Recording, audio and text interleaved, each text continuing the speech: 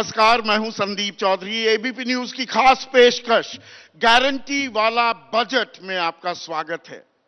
तो 12वां बजट पेश किया मोदी सरकार ने, अंतरिम ही सही, लेकिन देश की अर्थव्यवस्था की दशा और दिशा क्या है उसका एक खाका भी खिंचता दिखा। किस राह पर हम जा रहे हैं वो राह भी बताती दिखी। निर्मला सीतारमण मोरारजी देसाई के बाद दूसरी ऐसी वित्त मंत्री बनी है। 5 पूर्ण बजट और 1 अंतरिम बजट पेश किया। तो हमारा देश जो है दरअसल 2 भागों में बटा भी हुआ है। एक भारत जो गांव देहात में रहता है, ग्रामीण इलाकों में बसता है, और एक शहरों में चमचमाती दुनिया में रहने वाला इंडिया। इस सत्र में हम भारत की बात करने वाले हैं, कृषि की बात करने वाले हैं, मत्स्य की बात करने वाले हैं, फिशरीज की बात करने वाले हैं।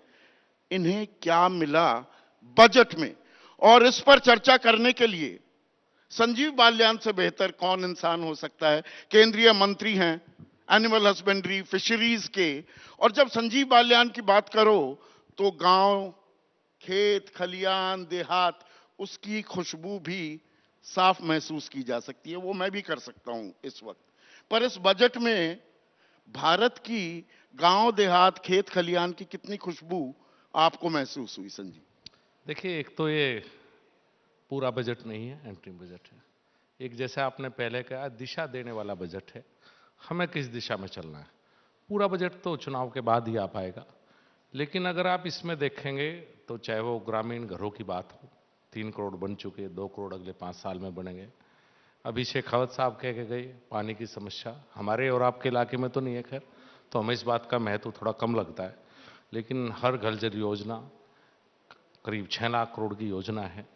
हर गांव में, हर ढाणी में पानी भी पहुंच रहा है।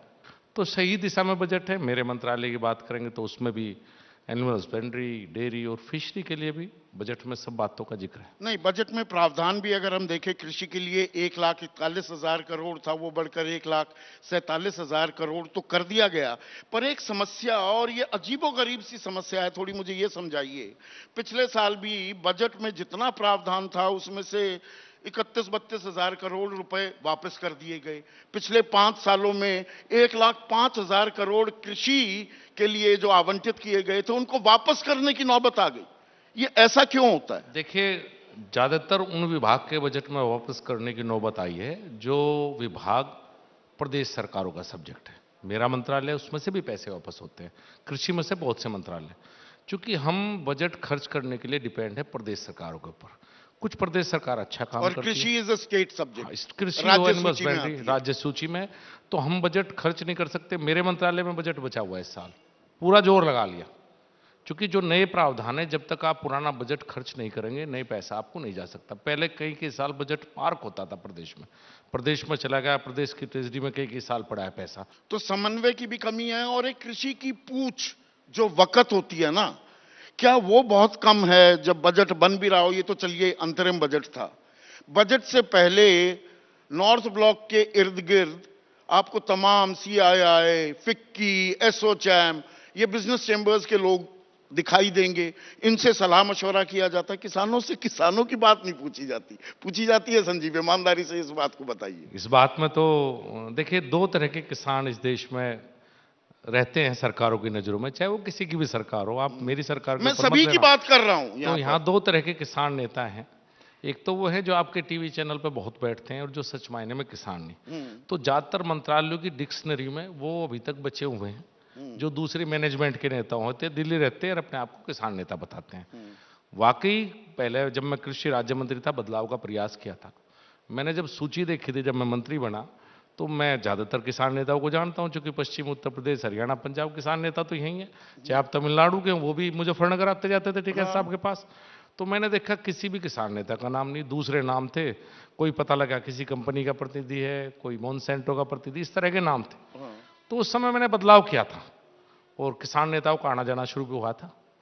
हाँ, ये मैं आपकी बात से सहमत हूं कि किसानों से और ज्यादा बात करने की आवश्यकता है और होती रहनी चाहिए, और कम से कम मंत्रालय के स्तर पर तो और ज्यादा बात होनी चाहिए। और किसानी की जब बात होती है, किसानों की एक बड़ी दिक्कत यह है, पारंपरिक एक दिमाग में एक खाका खिंचा हुआ है।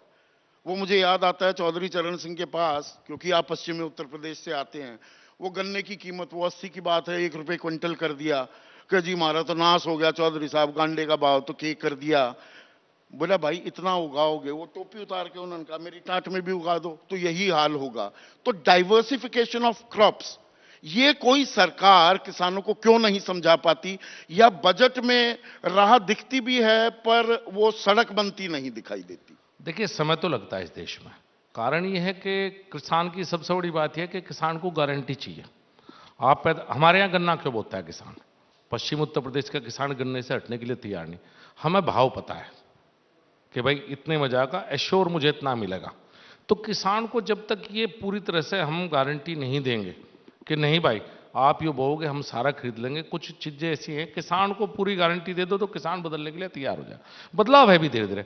अभी इसी बजट में ऑयल सीड्स की बात है, जो ऑयल सीड क्रॉप्स है, हम दालों में बहुत हद तक आगे बढ़ गए हैं। दाल और तेल दो बातें हम याद करते हैं, बाकी तो सब नहीं याद करते हैं। सेल्फ सफिशिएंट भी है बल्कि एक्सपोर्ट कर रहे हैं। दालों में पिछले कुछ सालों में आप देखें बढ़े हैं बहुत ज़्यादा, और अब तेल पर ध्यान है, जो तेल वाली फसलें हैं उन पर ध्यान है। अच्छी बात यह है कि एमएसपी से ऊपर बिक रही हैं लगातार। आपने गन्ने का जिक्र कर दिया जी। कि भाई गन्ने का एक दाम तय है, तय तो होता है। और जब हम शो का नाम ही रख रहे हैं गारंटी वाला बजट, प्रधानमंत्री ने गारंटी दी थी 2017 में सहारनपुर में कि जी 14 दिन में, वो शुगर केन कंट्रोल ऑर्डर है 1966 का, कि 14 दिन में भुगतान होगा वरना ब्याज समेत पैसा मिलेगा। आज तक किसी को मिला है? मैं इसमें दो बात कहूं, बिल्कुल प्रधानमंत्री ने कही थी, इसमें स्वीकार करने में मुझे कोई गुरेज नहीं। और अगर 2017 से आज तक देखेंगे आप इस समय उत्तर प्रदेश में एक तो बजाज ग्रुप थोड़ा सा पीछे चल रहा है, एक मोदी की 2 शुगर मिल है और कुछ और शुगर मिल है। अगर सारे उत्तर प्रदेश में आप देखें 116 के करीब शायद शुगर हाँ, मिल है। 119 है 119, हाँ। उनमें से 19 छोड़ दो आप। 100 का पेमेंट आज 14 दिन में, 100 शुगर मिल 14 दिन में आ चुकी। बजाज को भी सरकार ने अभी 1400 करोड़ रुपए जो उसका बकाया था दिए हैं, कुछ एक कोर्ट केस चल रहा। तो हम 14 दिन के उसमें पहुंचने में 80% आप कह सकते हैं हम कामयाब हैं। 100 शुगर मिल ऐसी हैं जो 14 दिन में पेमेंट किसान को कर रही हैं।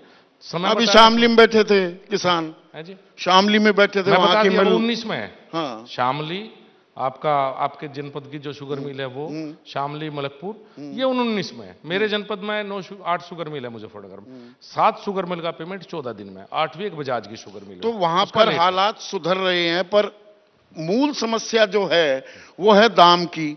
अब सरकार कहती है, आपकी सरकार कह रही है, अब मैं आपकी सरकार का सवाल पूछ रहा हूं कि भाई ईख गन्ना जो भी शब्द आप इस्तेमाल कर लें, 162 रुपए क्विंटल प्रति क्विंटल की लागत आती है। आप बोलोगे 162 में?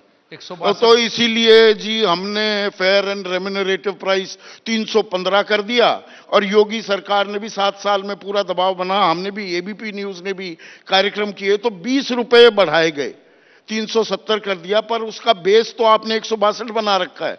पंतनगर हो, लखनऊ हो, वो कहते हैं 310 312 रुपए से नीचे तो लागत ही कोई उगा ही नहीं पाएगा गन्ना, तो उस पर 50% देंगे तो 450 का रेट होना चाहिए। नहीं, देखो इसमें तो मैं आपकी बात से सहमत हूं कि इस सिस्टम में कुछ जो कीमत तय करने वाले सिस्टम ये है कौन कीमत तय करने वाले? है, कौन तय करता है? ये सीएसीपी और कुछ संस्थाएं हैं। ये कौन सी चिड़िया है? इसका अध्यक्ष नहीं होता।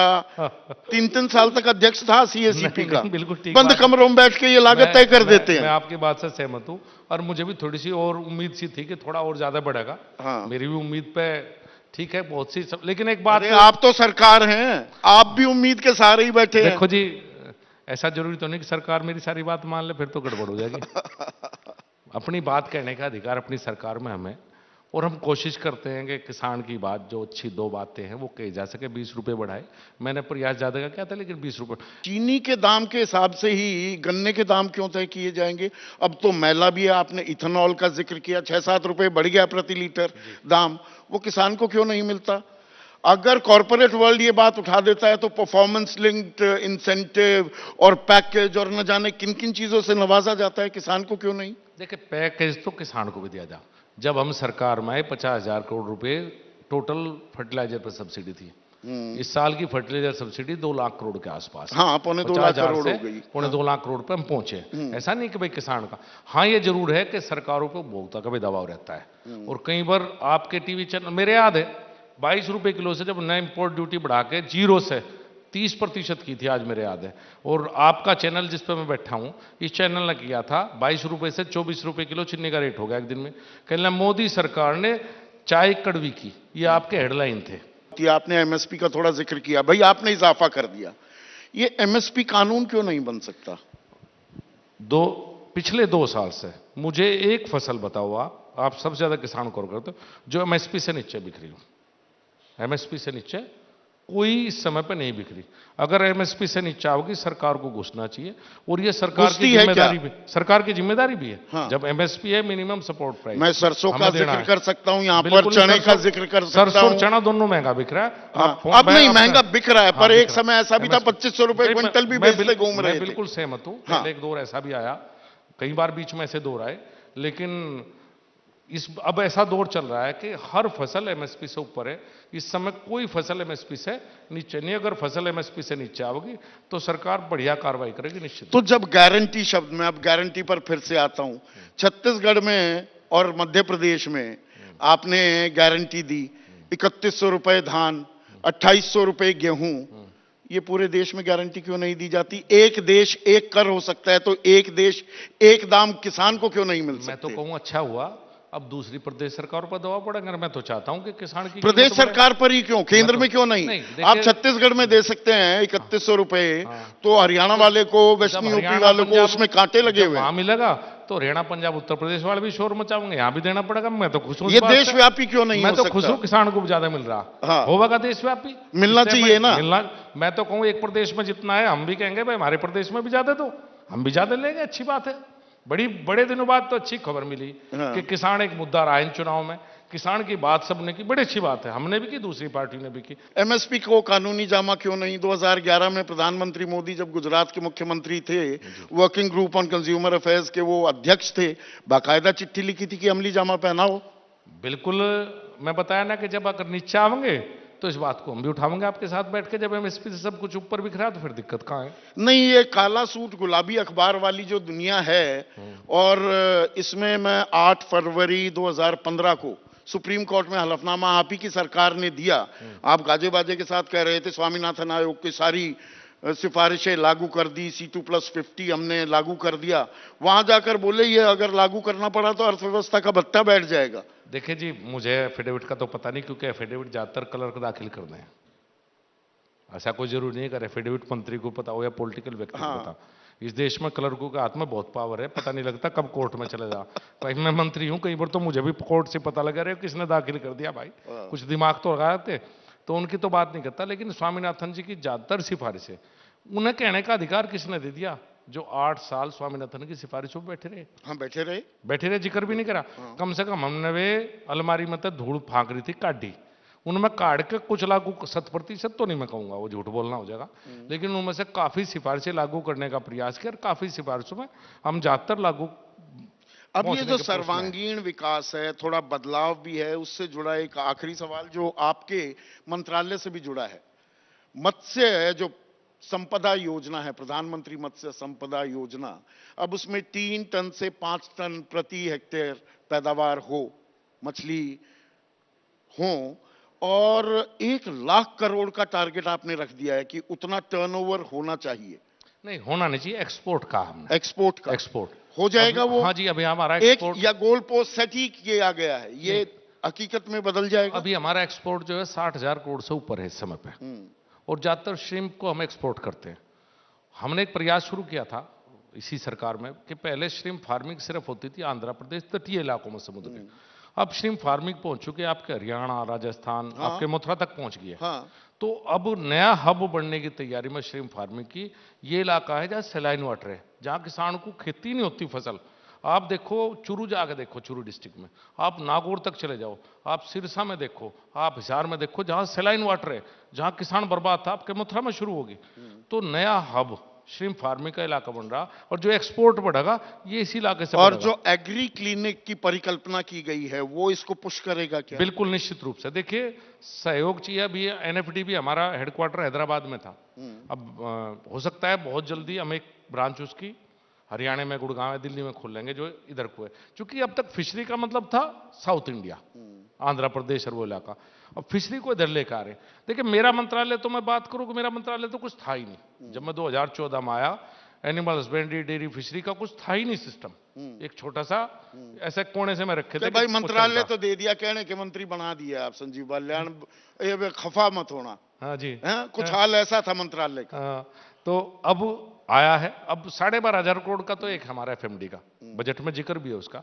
एफएमडी वैक्सीनेशन, देश में एफएमडी वैक्सीनेशन हो, ब्रूसेलोसिस हो, गोट पोक्स, सी पोक्स, सारा सेंट्रल गवर्नमेंट ने 100% फ्री कर दिया। आर्टिफिशियल इंसेमिनेशन, ये केंद्र सरकार की तरफ से सब योजनाएं इसी सरकार में लागू हुई हैं। किसान असल में जय किसान होगा अब आने वाले दिनों में। मुझे लगता है कि किसान भी जाग गया और सबको समझ में आ गया। इस देश ने जो अब ये ग्लोबल क्राइसिस देख लिया, इससे पता लगा भाई किसान ही पेट भरेगा और हिंदुस्तान से बेहतर किसान कहीं का है नहीं। मेहनत से करने वाला काम है, छोटा किसान है।